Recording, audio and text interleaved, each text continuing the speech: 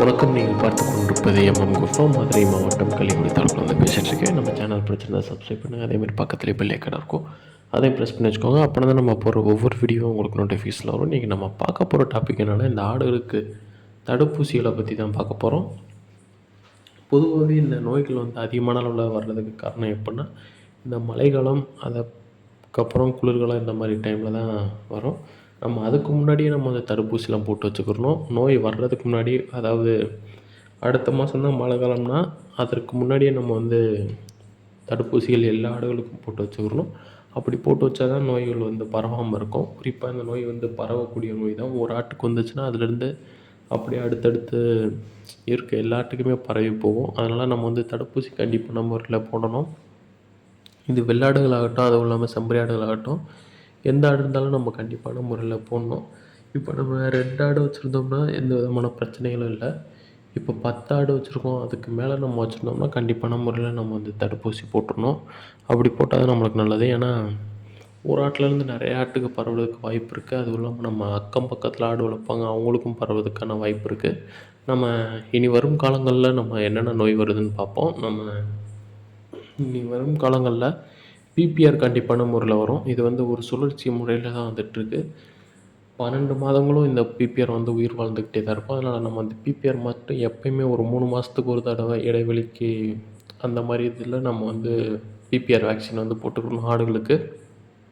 அப்புறம் பொதுவாக இந்த மழை காலங்களில் ஆடுகளுக்கு வந்து வாய்க்கணை, கால் கணைன்னுவாங்க. இது வந்து நம்ம ஆடுகளுக்கு மட்டும் இல்லை, மாடுகளுக்கும் வரும். அதனால் நம்ம வந்து தடுப்பூசி போடுறது ரொம்ப நல்லது. இந்த வாய்க்கான, கால்காணனால என்னென்ன பிரச்சனைகள் வரும்னா, ஆடுகள் வந்து வாயில் புண்ணு மாதிரி வந்துடும். அதுவும் இல்லாமல் கால் கொழும்புலேயும் புண்ணு மாதிரி வரும். அதனால ஆடுகள் வந்து சரியாக உணவு உண்ண முடியாது. அப்படி உணவு உண்டாலும் செரிக்க முடியாது. ஏன்னா ஆடுகள் வந்து பொதுவாகவே செமிக்கக்கூடியதுன்னா இந்த அசை போட்டு சாப்பிடக்கூடியது. அதனால் நம்ம வந்து சாப்பிட்டத அசை போட்டு தான் அதை வந்து செமிச்சிக்கிட்டே இருக்கும். மனிதர்கள் மாதிரி அதை வந்து ஒரு நாள் சாப்பிட்டு அப்படியே ஒரு 3 மணி நேரத்தில் செமிக்கக்கூடிய உயிரினம் இந்த ஆடுகள் இல்லை. அதனால் நம்ம வந்து கண்டிப்பான முறையில் மழைக்காலங்களில் நம்ம வந்து முடிஞ்ச வரைக்கும் நம்ம வந்து மேய்க்கிறத தவிர்க்கணும். அப்படி இல்லாட்டி நம்ம வந்து சகதியில் மேய்க்கக்கூடாது. அப்படி இருந்தால் தான் ரொம்ப நல்லது. ஏன்னா அந்த சகதியினால் கூட வரும். ஒரு ஆட்டுக்கு வந்த தொற்று இன்னொன்று ஆடுகளுக்கும் பரவுறதுக்கான வாய்ப்புகள் அதிகமான அளவில் இருக்குது. அதனால் நம்ம இந்த மெத்தடை மட்டும் ஃபாலோ பண்ணிக்கிட்டால் ரொம்ப நல்லது. அந்த ஒரு காரணத்தில் தான் ஒரு விழிப்புணர்வு காணொலின்னு கூட சொல்லலாம். இது வந்து நம்ம நோய் வந்ததுக்கு அப்புறம் போடுறத விட நம்ம முன்னாடியே போட்டு வச்சுக்கிறது ரொம்ப நல்லது. அதுவும் இல்லாமல் இப்போ ஜூலை மாதம் நடந்துகிட்ருக்கு.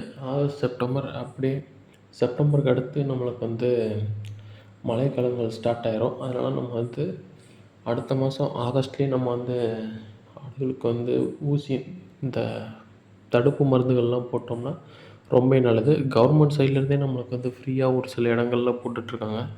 பொதுவாக இந்த காணை நோய்களுக்கு மட்டும் அதிகமான அளவில் கவர்மெண்ட் ரொம்பவும் நம்ம மேலே அக்கறை எடுத்து போட்டுட்ருக்காங்க. ஏன்னா காணை வந்துடுச்சுன்னா ஆடுகளாக இருந்தாலும் சரி, அதுவும் இல்லாமல் மாடுகளாக இருந்தாலும் சரி, எடை ரொம்பவும் குறைஞ்சிரும். அப்புறம் மாடுகளை பொறுத்த வரைக்கும் பால் ரொம்ப சுத்தமாக குறைஞ்சிரும். இப்போ ஒரு உதாரணத்துக்கு ஒரு 8 லிட்ரு பால் கறக்குதுன்னா அது வந்து 1 லிட்ரு இல்லாட்டி 2 லிட்ரு அந்த மாதிரி தான் சராசரியாக கறக்கும். நம்ம அனுபவத்தில் இந்த மாதிரி காண நோய்கள்லாம் வந்திருக்கு. அதனால் நம்ம அடுத்தடுத்து நம்ம வந்து ஒரு அனுபவம் நம்மளுக்கு வந்துச்சுன்னா அடுத்து நம்ம வந்து கிளியர் ஆயிடுவோம். இது நம்ம ஒரு 4 பேத்துக்கு சொல்லி தந்தோம்னா அது ரொம்ப யூஸ்ஃபுல்லாக இருக்கணுன்றதுக்காண்டியே நம்ம இந்த காணொலியை உருவாக்கியிருக்கோம்.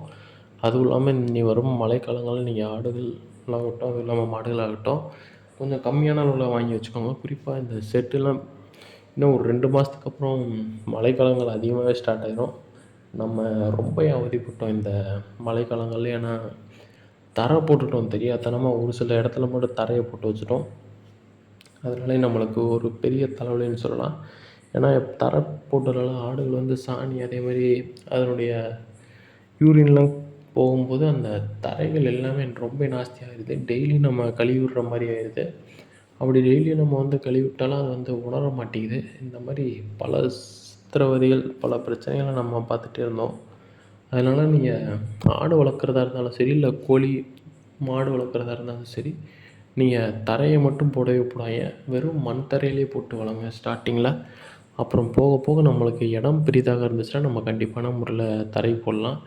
நம்ம செஞ்ச மிஸ்டேக்கில் இதுவும் ஒன்றுன்னு சொல்லலாம். அடுத்து அடுத்தடுத்து உங்களுக்கு நம்ம காணொளி போடலான்ட்டு ரெடி பண்ணிகிட்டே இருக்கோம். ஆனால் ஒரு சில காரணங்கள்னால நம்ம தவிர்க்கிற மாதிரியே வருது. இனி நம்ம டெய்லியும் என்னென்ன வேலைகள் செய்கிறோன்ற மாதிரி கூட ஒரு காணொளி போடுறாப்புல இருக்கும்.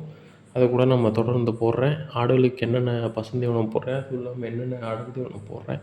இது மூலயமா நீங்களும் தெரிஞ்சுக்கோங்க. நீங்களும் ஆடு வளர்க்கணுன்னு ஆசையாக இருந்துச்சுன்னா நீங்களும் வளங்க. வளர்த்து சின்னதுலேருந்து பெரிய லெவலில் வளர்த்துட்டு போங்க. அது ரொம்ப நல்லது. யாரும் சொல்கிறாங்கன்ட்டு நம்ம எடுத்தோடனே பெரிய லெவலில் போடணுன்ட்டு அவசியம் இல்லை. அதனால் நம்ம ஸ்டார்டிங்கில் ஒரு 2 ஆடு இல்லை 4 ஆடு அந்த மாதிரி கொஞ்சம் கொஞ்சமாக பெருசாக இன்க்ரீஸ் பண்ணிட்டு போங்க. கண்டிப்பான முறையில் நம்மளுக்கு உதவி செய்கிறதுக்கு ஒரு ஆள் இருந்தால் தான் ரொம்ப நல்லது. ஏன்னா தனி மனிதராக ஒரு 10 ஆடுகளுக்கு மேலே பார்க்குறது ரொம்பவும் ஒரு சிரமமான விஷயம் இந்த ஆடுகளை பொறுத்த வரைக்கும். அடுத்து நம்ம பிளான் பண்ணியிருக்கிறதுல எல்லாமே எப்புடின்னா, ஆடுகளும் வளர்க்குறோம், அதுவும் இல்லாமல் கோழிகளும் வளர்க்குறோம், அப்புறம் நாய்களும் வளர்க்குறோம். இந்த 3மே நம்ம பிளான் பண்ணுற மாதிரி தான் இருக்குது. ஏன்னா ஒரு இதுலேருந்து வருமானம் எடுக்கிறது இப்போ இருக்க காலகட்டங்கள்ல நம்மளுக்கு வந்து கரெக்டாக தான் இருக்கும். ஆனால் பார்க்குறதுக்கு ஆள் கிடைக்கல. அந்த ஒரு காரணத்தினால நம்ம வந்து கொஞ்சம் ஆடுகளை வந்து ஒரு பாதிக்கு பாதி குறைக்கிறாப்புல இருக்குது. இப்போ ஒரு 20 ஆடு இல்லாட்டி 15 ஆடு அந்த மாதிரி தான் வளர்க்குறாப்புல ஐடியா இருக்கும். ஆனால் நாய்கள் அடுத்து ஒரு 3 சிப்பிப்பாறை நாய்கள் கொஞ்சம் கொஞ்சமாக தான் நம்ம இன்க்ரீஸ் பண்ணுவோம். எடுத்தோடனே பெருசாலாம் போட மாட்டோம். ஏன்னா நம்ம வளர்க்குறது எப்புடின்னா, நம்ம வந்து வியாபாரி மாதிரி பெரிய நாயை கொண்டு வந்து அப்படியே இணை சேர்த்து அப்படியே குட்டி போடணுன்ற ஒரு இதில் மைண்ட் செட்டில் நம்ம இல்லை. குட்டியாக வாங்கிட்டு வளர்ப்போம், குட்டியாக வாங்கிட்டு வந்து நல்லா வளர்ப்போம். அதுவும் இல்லாமல் அதனுடைய அப்டேட் முதற்கொண்டு டெய்லியும் நம்மளுக்கு ஊசி போடுறேன், வேக்சின் போடுறேன், என்னென்ன பண்ணுறோன்ட்டு போடுறேன். அதை பார்த்தும் தெரிஞ்சுக்கோங்க. உங்களுக்கு நாய் வளர்க்க பிடிக்கும்னாலும் கண்டிப்பான முறையில் வளங்க. நம்ம யூடியூப் சேனல் மூலமாக உங்களுக்கு வந்து நாய்களை நம்ம உடன் நண்பர்களுக்கு யாரும் கேட்டாங்கன்னா கூட கொடுத்து தருவோம். அதுவும் இல்லாமல் நம்ம யூடியூப் சேனலில் ஒளிபரப்புவோம் இலவசமாக. அப்புறம் கோழிகள் நம்ம சிறுவிடை கோழிகள் தற்போது நம்ம வந்து ஒரு 7 கோழிகள் வரை நம்ம சேர்த்துருக்கோம் பெட்டை கோழிகள். உங்கள் நண்பர்கள் யாரும் சிறுவிடை கோழிகள் வளர்த்தாங்கன்னா நம்ம கான்டாக்ட் நம்பரை கொடுங்க. நம்ம இன்னும் கொஞ்சம் பெரிய லெவலில் அதாவது ஒரு 20 தாய்க்கோழிகளை வச்சு வளர்க்கலான்ட்டு ஒரு முடிவில் இருக்கோம். அதனால் நீங்கள் கண்டிப்பான முறையில் அவங்க கான்டாக்ட் நம்பர் இருந்துச்சுன்னா நம்ம கமெண்ட் பாக்ஸில் தெரிவிங்க. நம்ம கண்டிப்பான முறையில் நம்ம கான்டாக்ட் பண்ணுவோம். தற்போதைக்கு நம்ம ஆர்டிஓகே வேக்சின் போட்டிருக்கோம் கோழிகளுக்கு. இது ஒரு தடுப்பு மருந்து. அதாவது இப்போ ஆடுகளுக்கு எப்படி இந்த இது போடுறோமோ, பிபிஆர் அந்த மாதிரி வேக்சின் போடுறோமோ, அதே மாதிரி தான் கோழிகளுக்கும் ஒரு 3 மாதம் 4 மாதம் நிறைவடைந்த கோழிகளுக்கு நம்ம ஆர்டிஓகே ஒரு 3 மாதத்துக்கு ஒரு முறை கண்டிப்பான முறையில் போடணும். இது வந்து தடுப்பூசி தான். நன்றி, வணக்கம்.